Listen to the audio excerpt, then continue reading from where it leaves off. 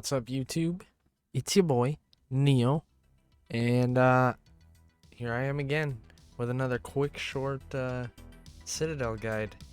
I thought I was done, but I got requested for something else, so we're gonna make it real quick. It's gonna be a shorter video. Gonna go over some tips on PvP base building that some of you may know some of these, some of you may not. But either way, we're gonna make a short video on this. I haven't streamed because I've been sick, but we're dropping this video and a video later today. Not sure what time, but we'll get that out. If you haven't already, like and subscribe. I'm gonna be pushing content, at least a video a week. If it's not Citadel, it'll be other stuff, but if there's something you want to see, just let me know in the comments. I'm going to leave my Twitch and Discord down below. You can catch me there all the time. On Twitch, 8:30 a.m. Monday through Friday, Eastern time zone is when I stream. And in Discord, I'm active almost all the time. If you have questions about this game or just want to talk with other gamers, that's where you want to be. But anyways, let's just get right into the video. Alright, some of these tips are probably going to be something that most of you already know, but we're going to start out with honeycombing. If you look up anything with PvP on Citadel, you probably know how to do this. There's multiple ways to do it, but the basic idea is if you have a block, the goal is to place 3 walls and then make it as difficult as possible to get through these 3 walls. So what I do is I do 5 pillars and then a curved wall, another pillar,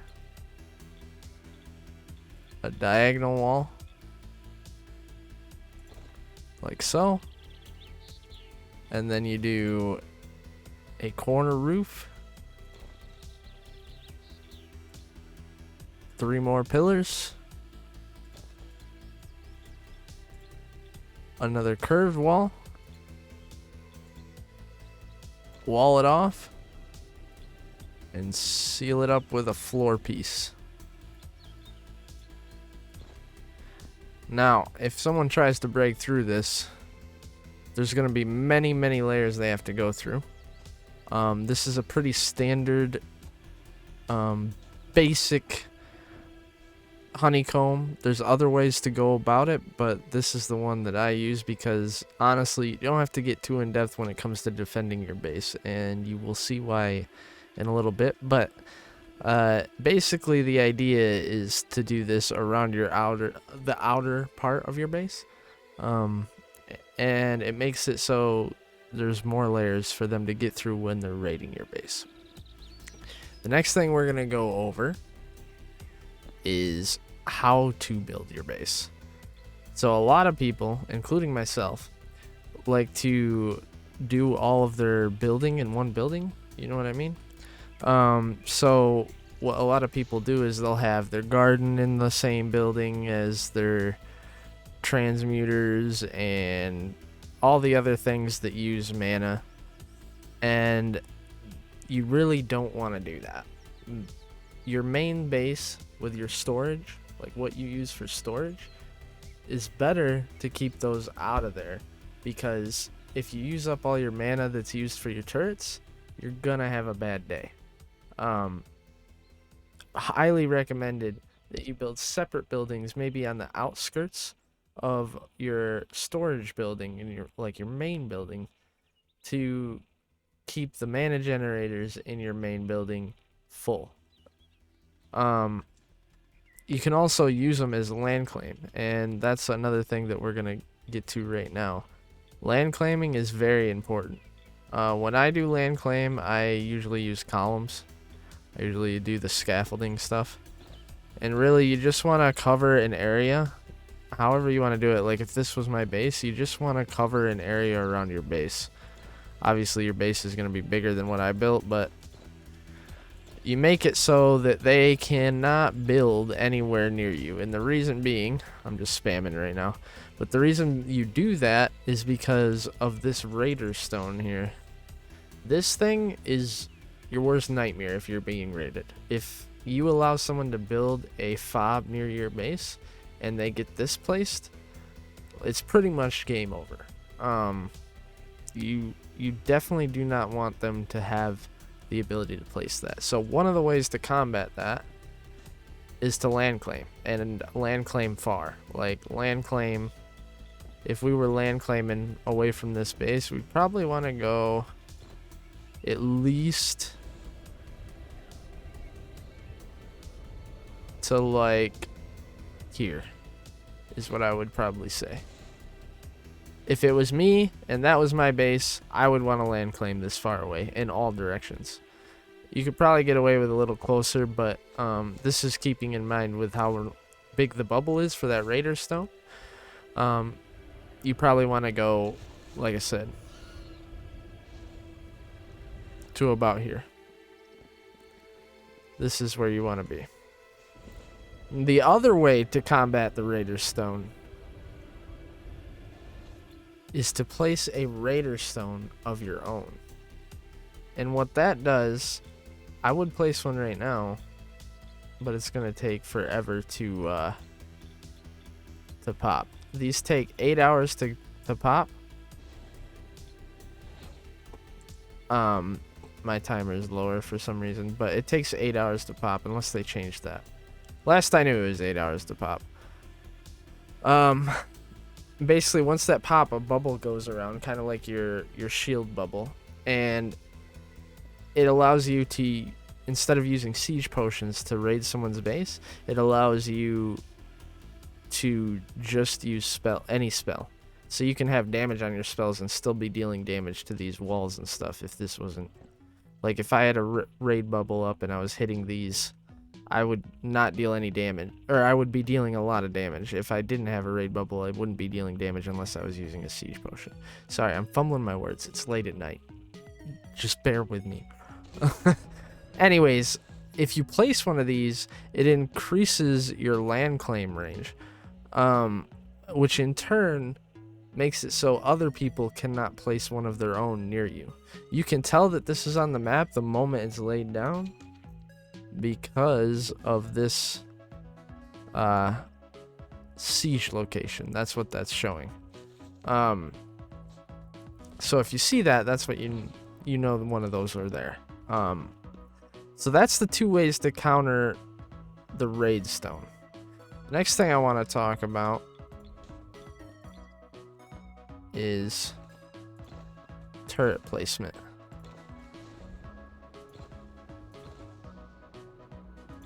Build a wall up here. So with turrets, like if this is your wall, okay, on the outside of your base, let's say, optimally what you want to do for your turrets is you can place them somewhat like this. If you have a flat wall, I mean, you might build yours diagonally, but for me, I had a flat wall. So this is how I would go about building my turrets. So you got your acute, or your curved acute floor pieces, right? And you place them like this. And the reason why you want these on the outside to place your turrets is not because it looks cool, but because when you place your turrets,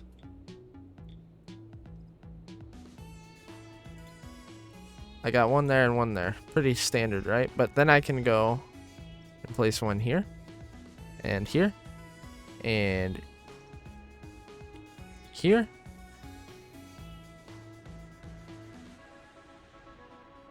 and eventually it'll let me place one here, maybe.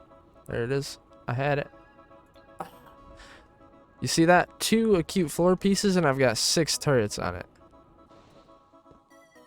And then once you upgrade them, they look like this. They are obnoxious to try and get through. Pretty much you have to drain the mana of someone's base to get through these. So when you're placing them, you can just spam them all over the wall, right? You just have them everywhere. So if I had acute flooring, like in theory, this is kind of what your wall would look like, right? Something like that. And you could place turrets all along these, all everywhere, on every side of your base, like so. I'm not gonna go through and fill them all up, but you get the idea. That's a lot of turrets, and it's really annoying. An important thing to note is when it comes to PvPing in terms of raiding on Citadel, if you have enough turrets and enough Reformation stones with mana to keep them filled, and you go by this logic of the raid stone and keeping this alive as well as land claim in every direction, it's a mana drain game. And if you can keep your mana generators filled and running, they're never gonna get in unless you're 1v10, and that's highly unlikely. So if you get built up to this point where you've got like your raid stone popped in your main base, right? Like if this was my main base and this was live, and then all these turrets around the sides, and then Reformation stones all along, you're good. You're gonna be fine, especially if you're online filling the mana generators. So if I was placing mana generators here, I'd probably do something along the lines of this, and then this, and then just spamming these all over. The more Reformation stones you have, the better, but you want to make sure that you have the mana generators to fill them. And I would probably do this all the way up, because you probably, if you're listening to what I'm saying, you have honeycombs, and you're gonna want more Reformation stones than you have building pieces, just to keep everything alive. Because even if they break this wall, your Reformation stones are gonna repair it. If you have Reformation stones, you're good. Like, you're beyond good. You can sit into a base. I could probably, if I had a finished base with all the tips I'm talking about, sit into a base and fill these mana generators and not be raided if I was 6v1. If I had enough rune crystal. It's just impossible to get through something. I mean, it's not impossible, but it is very difficult to get through something that is that well defended on this game. The next tip I can give you is trap floors over water. These things, they look like normal floors, but if someone walks over them, they open up and they will just drop someone into this water, right? And this screws them, because when you're in water, you can't do anything. You can't use your spells. Like, you gotta try and fly out like I just did. That half a second that they're stuck in there, you can probably kill them. If your base happens to be over water, this is one of the traps you can set for other players if they come to raid your base. The next thing we're going to talk about is build location. In terms of the map isn't like unknown to a PvPer. What I mean is, if someone plays the game long enough, they're going to know this map pretty well. So there isn't going to be like a hidden best build location. You're gonna be found. The best you can do is build in a strategic location to defend your throne better, and I will show you what I mean by that. So one of the good places that you can build your base is over or underwater, like I was showing you over with the trapdoors. You could build a base in the water and have your throne underwater, and then have the trapdoors as flooring above the water so they land on it and fall in. But another good idea is to build something like this. You find a divot, place your throne, and then from here you can honeycomb your throne in, right? Like I showed earlier. Which just becomes more annoying for trying to get to the throne. Like so, right? My throne's in there. Close off this scaffolding so people don't hit it. And then from here, you can honeycomb out, right? Like let's say, just pretend with me. Let's pretend that this is honeycombed here. If you remember, my throne is back there. So not only can they not go down straight down into my throne from here, because this ground's here, but they're gonna have to go through honeycombs to get into my throne. And on top of that, if you expand your base out farther, before you start like putting your storage and your generators and your turrets and stuff, they're gonna have even more of a hard time getting through there. And then before they even get to that, they gotta go through your turrets and reformation stones. So this is something to keep in mind when you go to pick a build location. Over water, or in like a divot like this, or like another divot that you can find anywhere on the map like this.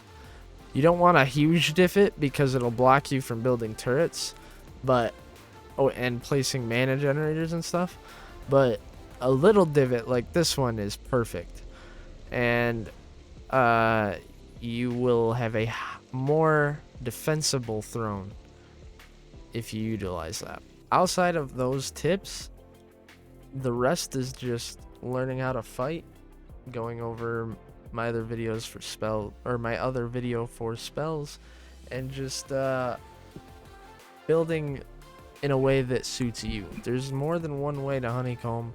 There's multiple different ways to build your base. Whatever you feel like is best, you can use these tips to improve your building, but there's many different ways that you can build in Citadel. These are just basic tips for PvP building to hopefully help you protect your newest base that you've made. If you like the content, again, like, subscribe, join Discord, talk to me, be my friend.